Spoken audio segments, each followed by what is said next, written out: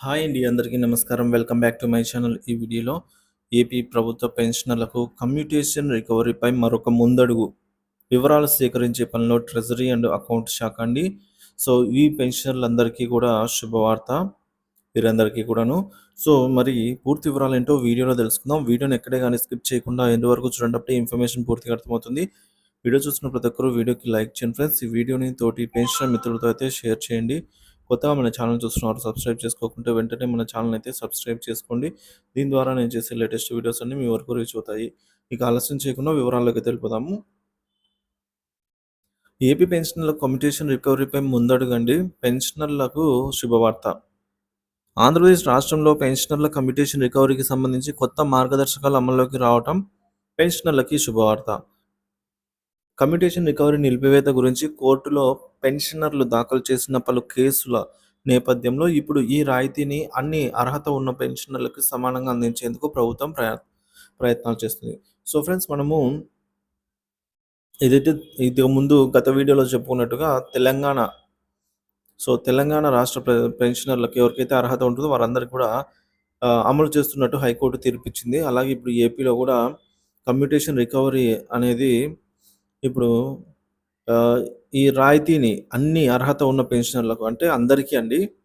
So, ఎవరైతే ఆహ్, ఈ విధంగా కమ్యూటేషన్ 135 నెలలు పూర్తి చేసి ఉంటారో వారి అందరికి కూడా ఈ విధంగా రికవరీని నిలిపివేయాలనైతే తెలియజేయడం జరిగిందండి. సో, కోర్టు కేసులు మరియు స్టే ఆర్డర్‌ల ప్రాధాన్యత ఈ విధంగా ఉంది.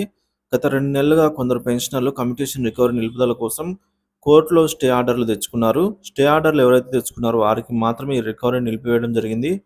అయితే ఇప్పుడు కోర్టు ఆదేశాల ప్రకారంగా అర్హత ఉన్న ప్రతి ఒక్క పెన్షనర్‌కి రాయితీ పొందేలాగా చర్యలు తీసుకుంటున్నారనమాట. అమలులో మార్పులు.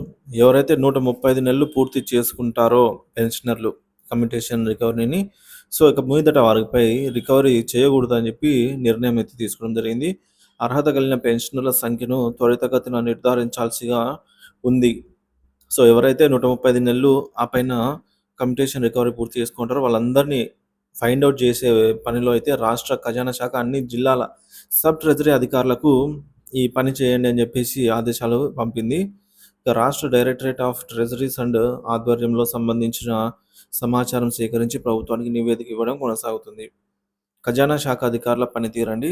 ఈ మార్పులను అమలు చేయడానికి ఖజానా శాఖ అధికారులు కీలకంగా పనిచేస్తున్నారు.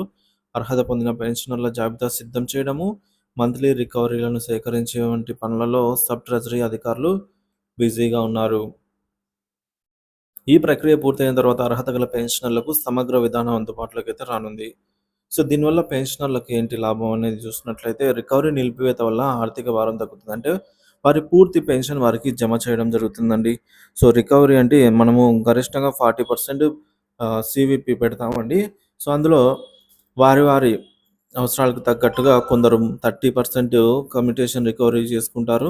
రికవరీ పెడతారు. ఆ విధంగా 20% పెడతారు. ఇట్లా ఎంతైతే ఉందో అది రికవరీ నిలిపివేసి 100% సాలరీనైతే పే చేయడం జరుగుతుంది కాబట్టి ఆర్థిక భారం అయితే తగ్గుతుంది. ప్రభుత్వానికి కోర్టు ఆదేశాలను అనుసరించి న్యాయబద్ధమైన నిర్ణయాలు తీసుకునే అవకాశం లభించింది. ఈ మార్పుల వల్ల అర్హత గల పెన్షనర్లందరికీ సమాన న్యాయం జరుగుతుంది.